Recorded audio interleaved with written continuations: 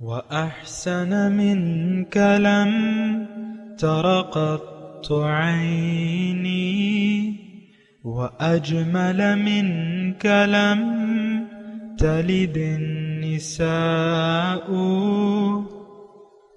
خلقت مبرأ من كل عيب خلقت مبرأ من كل عيب كأنك قد خلقت كما تشاء. كتاب أنزلناه إليك مبارك ليدبروا آياته وليتذكر أولو الألباب.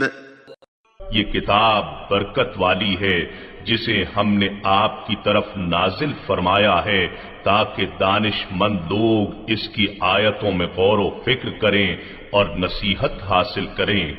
اللہم صلی علی سیدنا محمد وعلی آل سیدنا محمد بعدد کل ذرۃ مئۃ الف الف مرۃ. سامعین و ناظرین اکرام، السلام علیکم ورحمۃ اللہ وبرکاتہ.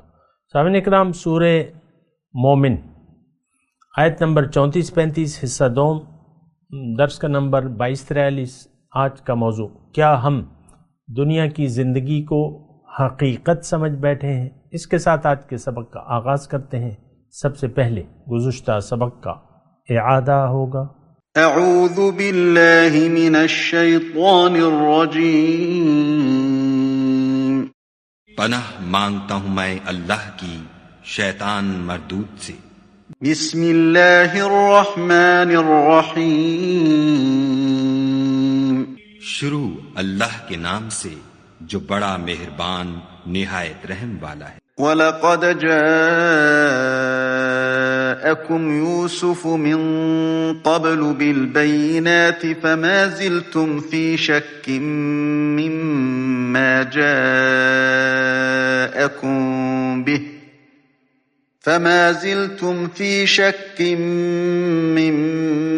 جَاءَكُمْ بِهِ حَتَّى إِذَا هَلَكَ قُلْتُمْ لَن يَبْعَثَ اللَّهُ مِن بَعْدِهِ رَسُولًا كَذَلِكَ يُضِلُّ اللَّهُ مَنْ هُوَ مُسْرِفٌ مُرْتَابٌ. اور پہلے یوسف بھی تمہارے پاس نشانیاں لے کر آئے تھے، تو جو وہ لائے تھے اس سے تم ہمیشہ شک ہی میں رہے، یہاں تک کہ جب وہ فوت ہو گئے تو تم کہنے لگے کہ خدا اس کے بعد کبھی کوئی پیغمبر نہیں بھیجے گا. اسی طرح خدا اس شخص کو گمراہ کر دیتا ہے جو حد سے نکل جانے والا اور شک کرنے والا ہو. الذين يجادلون في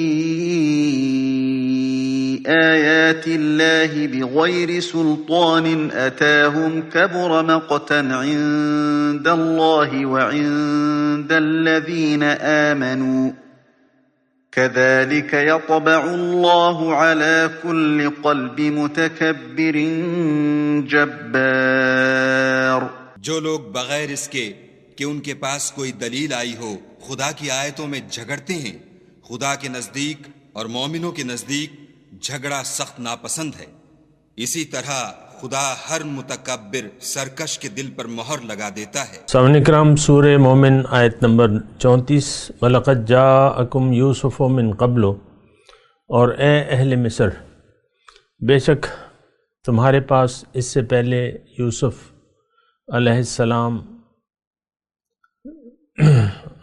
واضح نشانیوں کے ساتھ آ چکے. فَمَا زِلْتُمْ فِي شَكٍّ مِّمَّا جَاءَكُمْ بِهِ، اور تم ہمیشہ ان کے بارے میں شک میں پڑے رہے. حَتَّى إِذَا هَلَكَ، یہاں تک کہ جب وہ وفات پا گئے، قُلْتُمْ، تو تم کہنے لگے، لَن يَبْعَثَ اللَّهُ مِن بَعْدِهِ رَسُولًا، کہ اب اللہ ان کے بعد ہرگز کسی کو رسول نہیں بھیجے گا. كَذَلِكَ يُضِلُّ اللَّهُ مَنْ هُوَ مُسْرِفٌ مُرْتَابٌ، اسی طرح اللہ تعالیٰ اس شخص کو گمراہ ٹھہرا دیتا ہے جو حد سے گزرنے والا اور شک کرنے والا ہو. الذین یجادلون فی آیات اللہ بغیر سلطان آتاہم، جو لوگ اللہ کی آیاتوں میں جھگڑا کرتے ہیں بغیر کسی دلیل کے جو ان کے پاس آئی ہو، کبر مقتا عند اللہ وعند الذین آمنوا، یہ جھگڑا کرنا اللہ کے نزدیک اور ایمان والوں کے نزدیک سخت بیزاری کی بات ہے۔ کذالک یطبع اللہ علی کل قلب متکبر جبار، اسی طرح اللہ تعالیٰ ہر ایک مغرور اور سرکش کے دل پر مہر لگا دیتا ہے۔ سامعین اکرام، ہم سمجھنے کی کوشش کر رہے ہیں قرآن کی آیات کو، اور گزشتہ سبق میں ہم نے آیت نمبر 34 کے بارے میں یعنی سمجھنے کی کوشش کی تھی، اور اس کا خلاصہ یہ ہے کہ اللہ تعالیٰ ہر اس شخص کو جو جس نے حد سے گزر گیا اور شک میں مبتلا ہو گیا، اللہ تعالیٰ اس کو پھر گمراہی پر چھوڑ دیتا ہے۔ دیکھیں، آج اسلام کے بارے میں ہمیں شک ہے کسی کی۔ دیکھیں، میں نے گزشتہ سبق میں بھی ایک مثال آپ کو دی تھی، وہ پانی کا گلاس ہے آپ کے سامنے پڑا ہوا ہے، کوئی اگر ایک شخص آپ کو کہے آپ پیاسے بھی ہیں، اور اگر ایک شخص آپ کو اطلاع دے کہ اس میں کوئی مضر صحت محلول ملایا گیا ہے، تو آپ اس کو پھر استعمال نہیں کریں گے اگرچہ آپ پیاسے ہیں۔ یہ ایک مثال ہے سمجھنے کے لیے۔ اسلام کے بارے میں ہم شک میں ہیں، اور ہمارا یہ ماننا ہے جیسا کہ مشرکین مکہ کا تھا ماننا کہ وقالوا ان نتبع الہدی معک نتخطف من ارضنا، اے محمد صلی اللہ علیہ وسلم، اگر ہم آپ کے ساتھ ہدایت کی پیروی کریں تو ہمیں تو لوگ اچک لیں گے۔ ہمارا ایک مقام ہے، ہمارا ایک مرتبہ ہے، معاشرے میں ایک پوزیشن ہے، اور وہ صدیوں سے چلی آ رہی ہے۔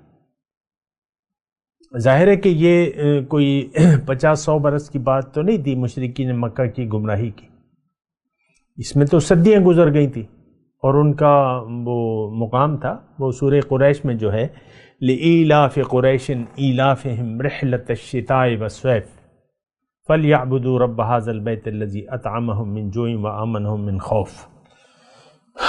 تو یعنی ان کا ایک مقام تھا، ان کے یہ خانہ کعبہ کے متولی تھے، متولی مطلب خدمت گزار تھے، حاجیوں کو کھانا کھلاتے، پانی پلاتے، اور حج کا تو دستور چلا آ رہا تھا، اگرچہ طریقہ کار غلط بنا دیا تھا انہوں نے، لیکن دستور تو تھا۔ اور یہ یعنی قریش مکہ جو تھے یہ ایک تاجر قوم تھی، یہاں کھیتی باڑی تو ہوتی نہیں تھی، یہ قافلے ان کے آتے جاتے اور ان کو کوئی بھی کچھ نہ کہتا، اور حفظ و امان میں مطلب سارے قافلے خیر خیریت کے ساتھ ہر جگہ جاتے اور امن امان کے ساتھ وہ کام کرتے، تو ان کی مالی حالت بہتر ہو گئی تھی۔ اب مثال کے طور پہ قافلے کو لوٹ لیا جائے تو اس کو کیا منافع ہوگا؟ اور قافلے کے ساتھ تو اتنے فوجی نہیں ہوتے تھے، وہ تو تاجر لوگ تھے، لیکن ان کے قافلوں کو کچھ نہیں کہتا تھا، وہ جہاں سے بھی جاتے لوگ ان کی عزت کرتے اللہ کے گھر کی وجہ سے نا۔ تو بہرحال دیکھیں، اب جب حضور صلی اللہ علیہ وسلم تشریف لائے، اور ان کو تو اپنے دین کے حق ہونے پر اصرار تھا، اور حضور صلی اللہ علیہ وسلم اور ان کے ساتھیوں کو یہ بے دین کہتے تھے، سابی، کہ یہ اپنے دین سے پھر گیا ہے، یعنی جو دین کا مطلب پرانا طریقہ۔ آج بھی ہم کہتے ہیں پرانا طریقہ، بعض لوگ کہتے ہیں بہرحال، تو وہ یہ کہتے تھے کہ بھئی ہماری تو وہ ریپوٹیشن خراب ہو جائے گی، جو ہماری عزت ہوتی تھی، تو بہرحال ان کی سمجھ میں نہیں آئی، حضور صلی اللہ علیہ وسلم کی دعوت ان کی سمجھ میں نہیں آئی۔ ایک اللہ کے سامنے جھکنا جس طرح ہمیں پسند نہ آیا اور ہمیں سمجھ میں نہیں آتا، تو اسی طرح ان کو بھی سمجھ میں نہیں آتا۔ دیکھیں، بات ہماری اور مشرکین مکہ کی ایک ہے، ان کو بھی حضور صلی اللہ علیہ وسلم کی یہ دعوت تھی کہ ایک اللہ ہے، ایک اللہ کے سامنے سر جھکا دو، فاستقیموا الیہ واستغفروا، اس سے معافی طلب کرو اور اس کی طرف لگ جاؤ، اور اس کے سوا کسی کی بات نہ مانو، اس کے حکم کے سامنے سر جھکا دو۔ وَأَسْلِمُوا لَهُ اور اس کے حکم کے سامنے. تو یہ ان کو آج ہماری سمجھ میں بھی نہیں آتی بات. آج ویسے عام بات کر رہا ہوں، دیکھیں میں اتنی جلدی میں نہیں ہوں، یہ بات نوٹ کر لیں. میں چاہتا ہوں کہ اس بات کو آپ سمجھیں. یہ دو آیت بڑی اہم ہے. آج ہمارا عام ذہن جو ہے، یعنی دیکھیں آپ روشن خیال کسے کہتے ہیں اور دقیانوسی کسے کہتے ہیں؟ جو پرانے خیالات کا ہو اور حضور صلی اللہ علیہ وسلم کے دین کی یعنی دین کو انتہائی حد تک وہ لے لے، اسے ہم دقیانوسی کہتے ہیں، پرانے خیال کا. دیکھیں یہ عام یہ دقیانوسی سوچ، دیندار لوگ جو خالص اللہ کی بندگی کرتے ہیں وہ ہم کہتے ہیں وہ دقیانوسی سوچ کے مالک ہیں. کیونکہ مومن تو کبھی بھی ظاہری آخرت کے اوپر ظاہر کو ترجیح نہیں دیتا. وہ اس کے سارے فیصلے میں تو للہیت ہوتی ہے، آخرت کا فائدہ رکھ کر وہ سوچتا ہے. تو ہم یہ کہتے ہیں کہ یہ تو بے وقوف ہیں. جیسے کہ مدینہ میں کچھ منافقین ایسے تھے جو اس سوچ کو کہتے تھے کہ یہ تو بے وقوف ہیں. وَإِذَا قِيلَ لَهُمْ آمِنُوا كَمَا آمَنَ النَّاسُ قَالُوا أَنُؤْمِنُ كَمَا آمَنَ السُّفَهَاءُ. یہ سورہ بقرہ میں ہے، اور سورہ بقرہ مدنی سورت ہے، 2 ہجری اس کا نزول ہے. تو جب ان سے کہا جاتا منافقین کو کہ آمنو کما، دیکھو جو مخلص مومن ہے اپنے مال و جان کو اللہ کی راہ میں کھپا رہے ہیں، اس طرح سے تم بھی خلوص سے ایمان لے آؤ، سچے مسلمان بن جاؤ. تو وہ کیا کہتے جواب میں؟ قالوا انؤمن کما آمن السفہاء.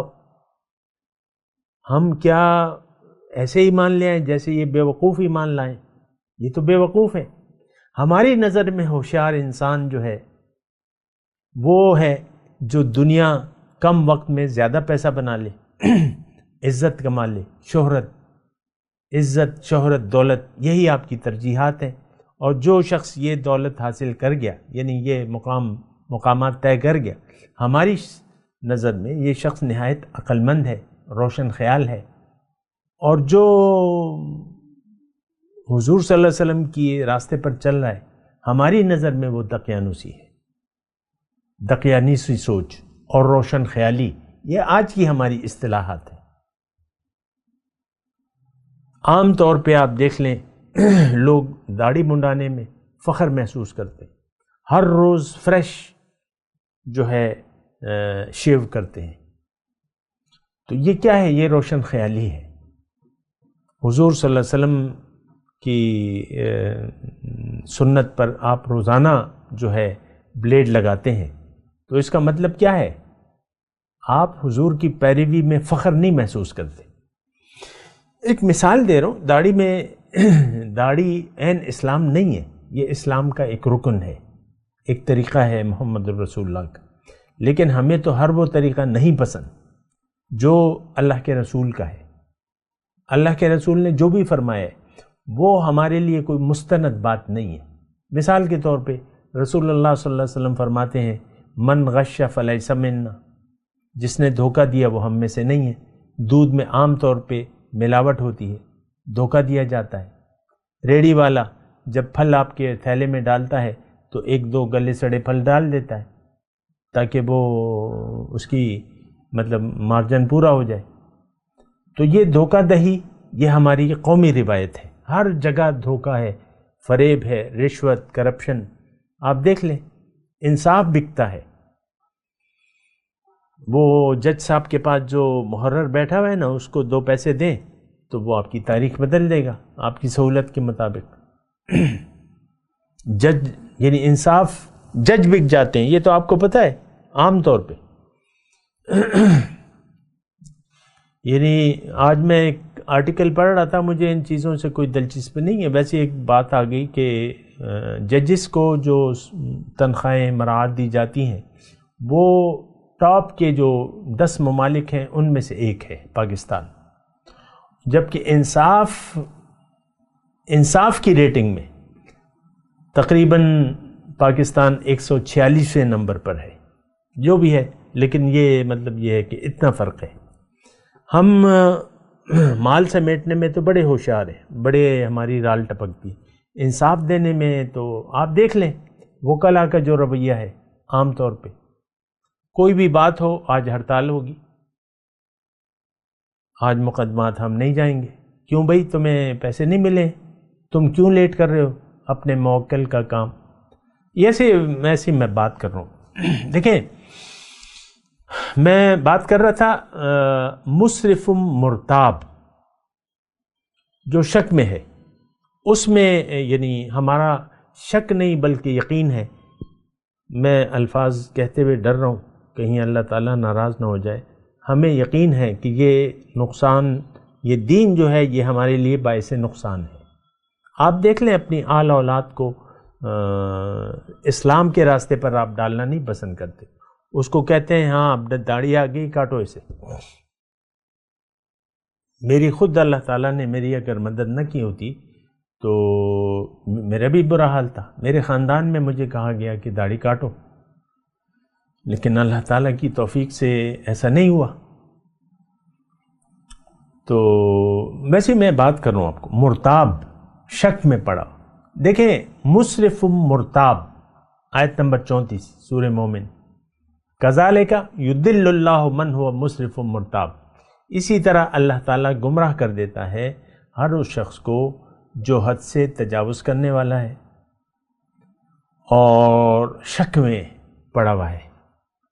تو اسلام کے بارے میں تو ہمارا یقین، دیکھیں آج کا مسلمان جو ہے اسلام کو جانتا تک نہیں ہے۔ قرآن کیوں نازل ہوا، پیغمبر کیوں آئے ہیں، اللہ نے مجھے کیوں پیدا کیا، میری حقیقت کیا ہے، میری منزل کیا ہے، یہ ساری باتیں ہمارے لیے غیر اہم ہیں۔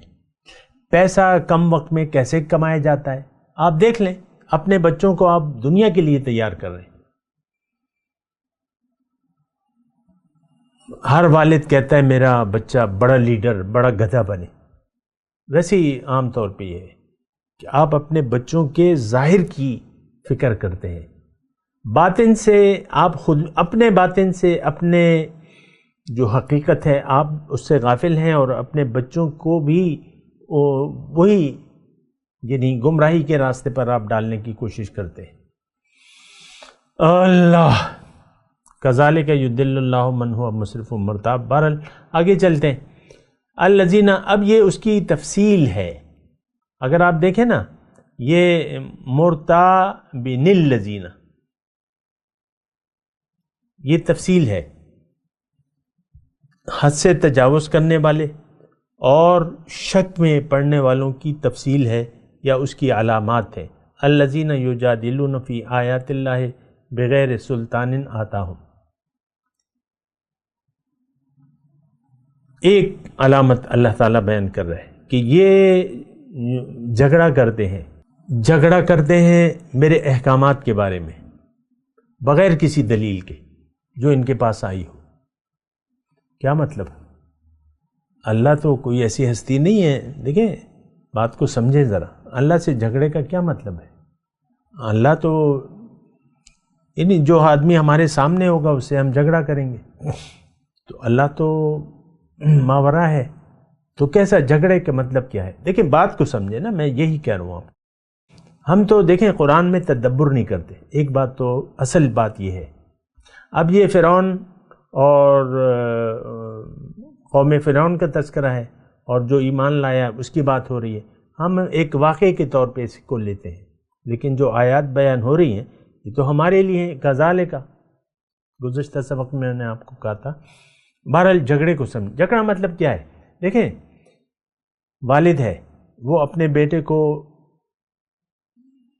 کہتا ہے، مثال کے طور پہ یعنی والد کی دکان ہے اور والد کسی وجہ سے دکان پہ نہیں جا سکتا، تو بیٹے کو کہتا ہے جاؤ دکان کھول لو۔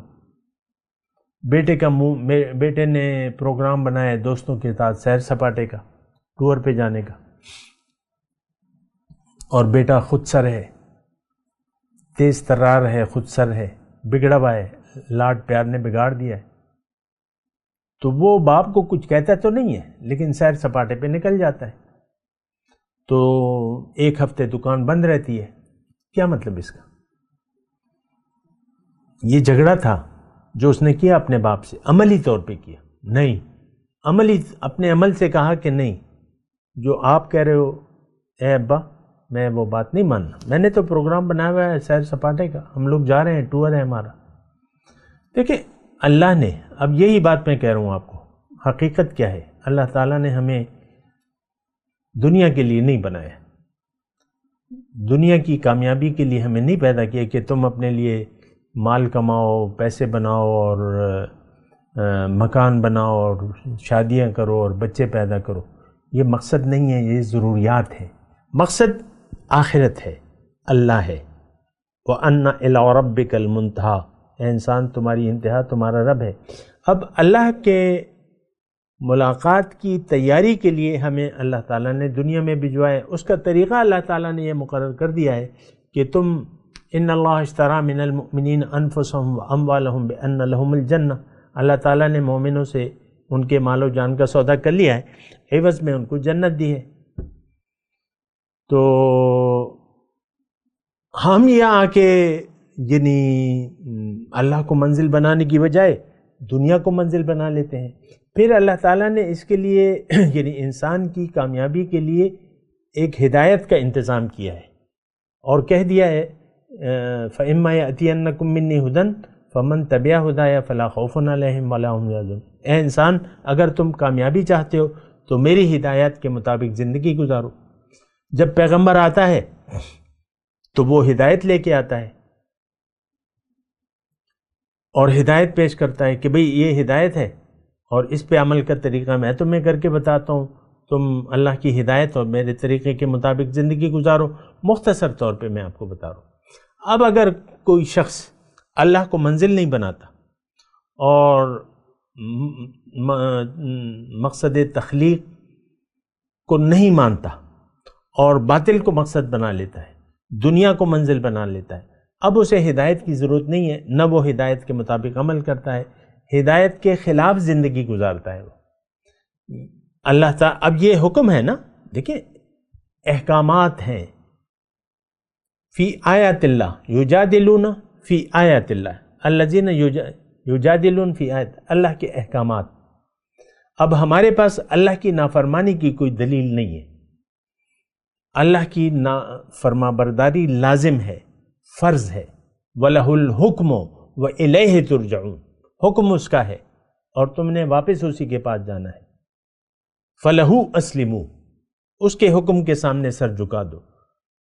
آپ مجھے سینے پہ ہاتھ رکھ کر کہہ سکتے ہیں، آپ مرد ہیں یا عورت، کہ ہم مانتے ہیں، اللہ کا حکم مانتے ہیں، رسول کے طریقے کے مطابق میں زندگی گزاروں گا یا گزاروں گی، آپ یہ کہہ سکتے ہیں؟ نو، ہمارا رویہ اس کے خلاف ہے۔ قرآن کو کتاب ہدایت کے طور پر ہم نے لینا چھوڑ دیا ہے، اس میں اب ہمارے لیے کوئی ہدایت نہیں ہے، بس چوم لیں گے، ادب کریں گے اور کوئی پیٹ نہیں کرے گے اس کی طرف، اونچی جگہ پہ رکھیں گے، یہی باتیں ہوتی رہتی ہیں۔ اور اگر زیادہ ہو تو ناظرہ پڑھیں گے، زیادہ ہو تو تلاوت کر لیں گے، زیادہ ہو تو رٹا لگا لیں گے خود یا اپنے بچے کو، اور کہتے ہیں یہ ہمارا بچہ جو ہے اب ہمیں دوزخ سے نکال کر جنت میں لے جائے گا۔ بس یہی آپ کا رہ گیا ہے، قرآن کے احکامات کی ہم کھلم کھلا نافرمانی کر رہے ہیں، اس پر ہمارا اصرار ہے۔ تو جھگڑا اور کسے کہتے ہیں؟ اللہ کے احکامات کے سامنے آپ سر جھکانے کے لیے تیار نہیں ہیں، اور دیدہ دلیری، دیکھیں وہ کہتے ہیں نا کہ چوری اور سینہ زوری، اللہ کے دیکھتے ایک تو یعنی گناہ ہے کہ آپ نادم ہو گناہ کے بعد، نہیں، ہمارا اصرار ہے انفرادی طور پہ بھی اور اجتماعی طور پہ بھی، تو یہ تو جھگڑا ہے۔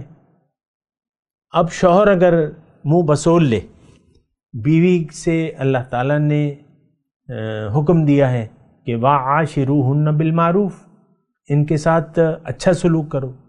اب میاں جی کا جو ہے موڈ خراب ہو گیا، وہ اب وجہ بھی نہیں بتا رہا، میاں وجہ بھی نہیں بتا رہا، بس چپ لگ گئی ہے، مختلف خاوندوں کے، یا ڈانٹنے ڈپٹنے لگ گیا ہے، یا ہاتھ چلانے لگ گیا ہے، گالم گلوچ پہ اتر آیا ہے، تو یہ کیا اللہ تعالیٰ نے یہ طریقہ بتایا ہے بیویوں کے ساتھ سلوک کا؟ ایسا تو نہیں ہے۔ تو دیکھیں ہمارے ہر رویہ، ایک بات نوٹ کر لیں بنیادی طور پہ، اللہ چونکہ ہماری منزل نہیں ہے، ہماری ترجیح چونکہ آخرت نہیں ہے، اس لیے ہمیں دین اسلام کی کوئی ضرورت نہیں محسوس ہو رہی۔ اس بات کو تھوڑا سا آپ اس طریقے سے سوچیں نا، دین اسلام کی یعنی قانون جو ضابطہ ہے، قرآن ایک مکمل ضابطہ حیات ہے، اس کو فالو کرنے کی ہمیں ضرورت نہیں محسوس ہو رہی۔ ہم دیکھتے ہیں قرآن کی ایک آیت، لیکن اس کے خلاف کرنا ہم لازم سمجھتے ہیں۔ ایک دو مثالیں تو نہیں ہیں، ہماری ساری زندگی ہدایت کے خلاف ہے، یعنی اللہ سے جھگڑے میں ہے۔ دیکھیں غلطی کی بات الگ ہوتی ہے، گناہ الگ چیز ہے۔ غلطی ہو جاتی ہے، اس کا امکان ہوتا ہے، غلطی ہو گئی فوراً معافی مانگ لیں، اس کی اصلاح کر لیں، پھر آگے چلیں۔ اللہ کو توبہ پسند ہے، لیکن ہم تو نہ توبہ کے لیے بھی تیار نہیں ہیں۔ دیکھیں توبہ کیا ہے؟ رجوع الی اللہ۔ افلا یتوبون الی اللہ ویستغفرون، پہلے تائب ہونا ہے پھر توبہ ہے۔ تو نہ ہم تائب ہونے کے لیے تیار ہے، ہماری منزل دنیا ہے، دنیا ہی ہمارا مقصود بھی ہے، محبوب بھی ہے اور مطلوب بھی ہے۔ تو یہ جھگڑا ہے، کوئی دلیل نہیں ہے ہمارے پاس۔ دلیل تو اللہ تعالیٰ نے ہمیں دی ہے کہ میں حاکم ہوں، لہ الخلق والامر، پیدائش تم میری مخلوق ہو۔ اب یہ دلیل ہے کہ جس کا کھائے اسی کا گائے، اللہ ہمارا خالق ہے، اس کا حکم ماننا بنتا ہے، بلا چون و چرا اطاعت اس کی بنتی ہے، لیکن ہم نہیں کرتے۔ تو یہ جھگڑا ہے، ہمارے پاس کوئی دلیل نہیں ہے۔ کبر مقتا عند اللہ، اللہ تعالیٰ فرماتا ہے بہت ناراضگی کی بات ہے یہ رویہ، بیزاری کی بات ہے اللہ کے نزدیک۔ اللہ تعالیٰ بڑا ناراض ہوتا ہے کہ تم اس کے حکم کے خلاف زندگی گزارو۔ دیکھیں یہاں آیات اللہ کا تذکرہ ہے۔ آیات اللہ کا مطلب کیا ہے؟ کیا مطلب لیں گے آپ؟ جو بھی مطلب لے، میں نے آپ کو مطلب بتا دی۔ آیت اللہ، اللہ کے احکامات، اللہ کی نشانیاں۔ قرآن اللہ کی نشانی ہے، پیغمبر اللہ کی نشانی ہے، اس سے ہم جھگڑا کر رہے ہیں۔ رسول سے کہہ رہے ہیں اپنے عمل سے کہ ہم تمہاری بات نہیں مانتے، ہم تمہارے عمل کے مطابق ہم تمہاری نقل نہیں کریں گے، تمہاری زندگی میں ہمارے لیے کوئی نمونہ نہیں ہے، میں تو اپنی مرضی سے زندگی گزاروں گا۔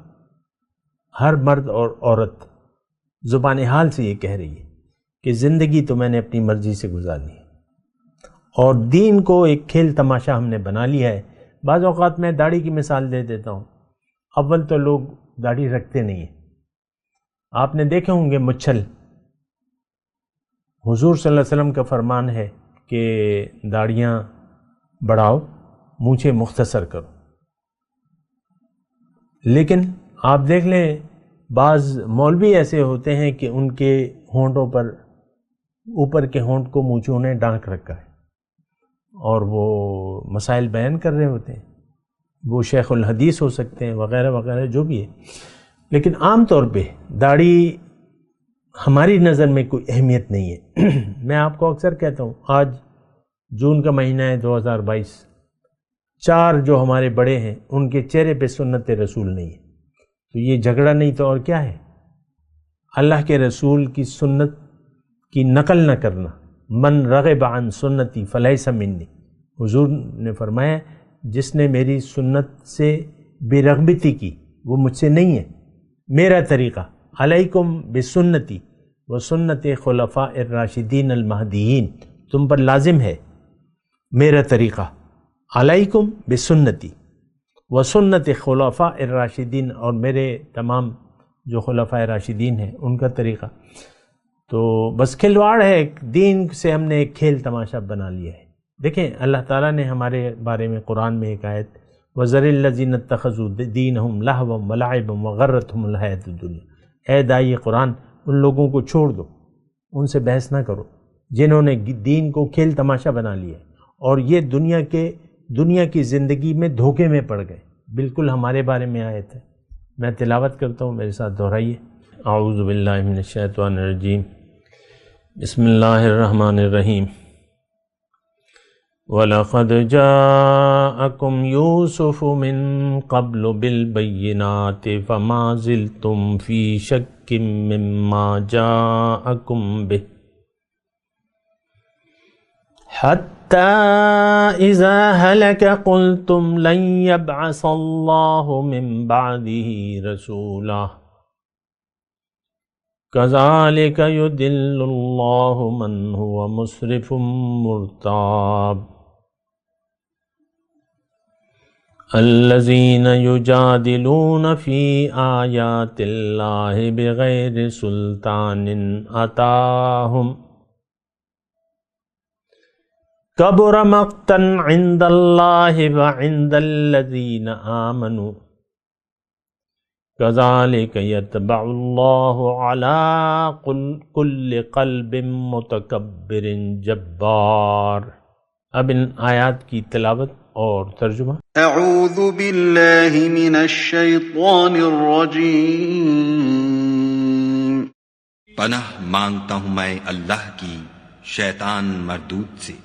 بسم اللہ الرحمن الرحیم۔ شروع اللہ کے نام سے جو بڑا مہربان نہایت رحم والا ہے۔ وَلَقَدْ جَاءَكُمْ يُوسُفُ مِنْ قَبْلُ بِالْبَيِّنَاتِ فَمَا